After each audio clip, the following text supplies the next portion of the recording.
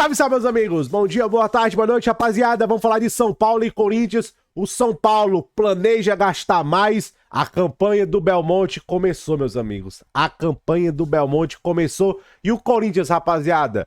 Titio Dorival vai apostar tudo na Copa do Brasil. Largou o Campeonato Brasileiro. 3 pontos pro Fortaleza.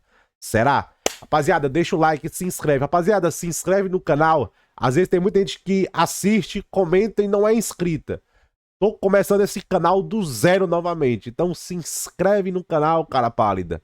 Belezinha? Tamo junto. Vamos lá, rapaziada, ó. O Carlos Belmonte pediu demissão do São Paulo, né? O Belmonte, o Barulho chama de boca de farofa. Caraca, mano. O cara tem um apelido desse, viu, velho? Fica pro resto da vida, não tem como não. Enfim, rapaziada, e ele deve ser candidato a presidente, né? Aí fala, a gente tem que priorizar investimento no futebol. Ele fala, cara, ó, então todos os setores têm que diminuir o investimento para que a gente tenha mais investimento no futebol. Olha a mentalidade do cara. Rapaziada, sabe quem fez isso aqui que ele falou? O Internacional. E como é que tá lá? Ah! Base lascada. A base foi rebaixada, o clube não tem nada, brother. Esse é um discurso perigoso. Você não investe em tecnologia, você não investe em medicina, em nutrição, suplementação, treinamento, performance. Você acha que só trazer jogador e pagar salário resolve? Olha aí, ó. Eu acho que a gente tem que priorizar investimento no futebol profissional. O futebol profissional é o nosso negócio. Então, Não, aquele não tá errado não, que é o carro-chefe. Mas cuidado com esse discurso, porque você vai esvaziar tudo para investir no profissional, igual o Internacional fez. Olha como é que tá aí. todos os demais setores têm que diminuir o investimento. Olha aí, ó. Todos os demais. E a base? E Cotia? O que tá sustentando vocês? Caraca, o cara mete uma dessa. Isso aqui, cara, isso aqui o torcedor comum ganha, mas isso aqui pra quem entende alguma coisa... Para que a gente tenha mais investimento no futebol profissional. Então isso também eu acho que tem que ter uma discussão. E aí vem uma questão que eu sei que ela nem é muito simpática, mas é o que eu penso. Então eu sempre falo o que eu penso. Eu acho que a gente tem que parar, nós como São Paulinos, de falar, todos nós São Paulinos, de falarmos da nossa dívida o tempo todo. Ela é uma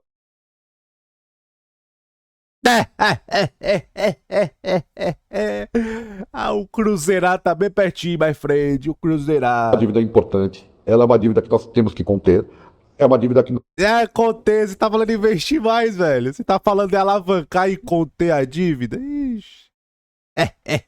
Rapaziada, eu peço perdão pela risada, mas como flamenguista... vou até falar um negócio pra vocês. Eu acho que eu já falei isso já.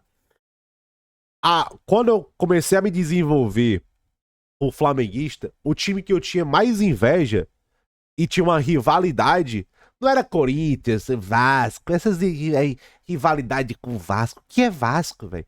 Entendeu? Vasco. Agora o Palmeiras realmente cresceu mais. Pra mim, o time que eu tinha inveja era o São Paulo, velho. Pô, os caras tricampeão mundial. Os caras eram referência. Gente, o São Paulo era referência em tudo. Base, treinamento, CT, parte médica. Tudo São Paulo era referência. Tudo. Eu tinha inveja do São Paulo. É normal, entendeu? Muita gente tem inveja do Flamengo e não fala. Entendeu? Mas,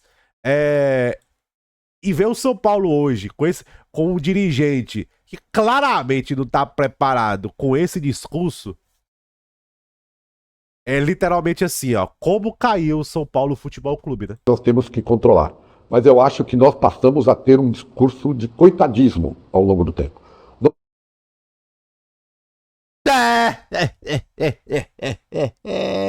Deus do céu. Nós nunca podemos parar de pensar que somos o São Paulo. Nós temos que ter um time com investimento para seguir adiante. Se não investirmos no futebol, fica muito difícil sair dessa situação. Então, eu não acredito mais no modelo do Flamengo lá atrás. Eu sempre digo isso, as pessoas falam, não, mas o Bandeira de Melo, pô, fantástico, aquele momento. Tá. Mas a Selic era 6% naquele momento. Hoje não tem a Selic que... Teu cu, cara! Ah, mano, esses caras, mano, de verdade, eles acham que todo mundo é trouxa. Ai, minha Selic era 6%. Mas esse link é 6%. Cria vergonha nessa cara, cara. Gente, ó. O negócio que os caras não querem, gente, o Bandeira de Melo. Outra coisa, é um negócio que eu também fico maluco. O Bandeira de Melo não apitou nada. Isso é uma narrativa ferrada. E pior que tem torcedor do Flamengo que acredita nisso. O Bandeira de Melo, ele era só a ponta da lança. Qual é o mérito do Bandeira de Melo? Ele não fez cagada. Ele não atrapalhou o processo. Pronto. Cara, e no Brasil, muito ajuda que pouco atrapalha. Ele tem o mérito dele, o Bandeira. Muito mérito, aliás, porque, novamente, muito ajuda que pouco atrapalha.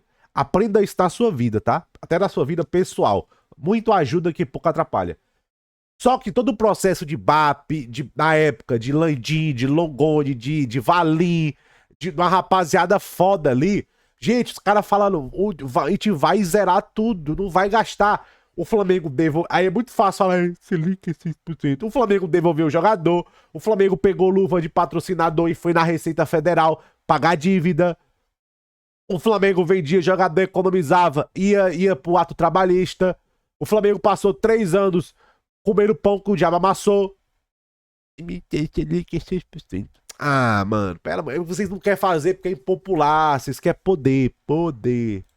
Com taxa vai bater Isso aqui é discurso de cara que tá em campanha. quase 20. Sim. Né? Era 6. A dívida do Flamengo, ela era de forma da divisão, tinha uma questão tributária muito grande, você renegocia tributos. A nossa é muito financeira, então você tem muito mais dificuldade. Por que é financeira mais, então?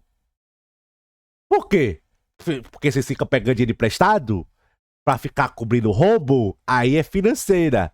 Entendeu? Ele aqui, ele tem razão, rapaziada, mas não justifica muita coisa não, papai. Sabe o que isso aqui quer dizer? Que você tem que passar mais tempo que o Flamengo passou, porque vocês pagam muitos juros. E quem mandou vocês pegar dinheiro com instituição financeira?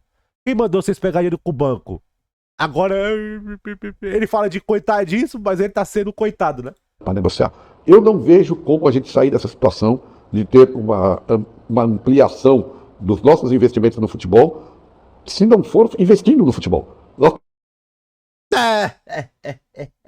precisamos estar brigando nas competições. Porque aí os prêmios são maiores, os atletas são valorizados e a gente consegue. Aí Esse discurso é o discurso que pega. Esse é o discurso baldaciano. sim, ter ganhos que nos fazem. Só que esse cara, ó, sabe por que é cara de pau? Gente, ó, eu até tava falando isso lá no BC Fla. Aliás, eu torço pro Flamengo. Você quer um canal só de Flamengo? BC Fla. Se inscreve lá. Eu tava falando lá no BC Fla, por exemplo, o Flamengo agora ganhou 24 milhões de dólares, não foi? Da Libertadores. Não se enganem, 60 a 70% volta pro elenco. Os caras pensam que ganhamos 24 milhões de dólares. Vamos comprar o Yuri Alberto. Não é assim, não.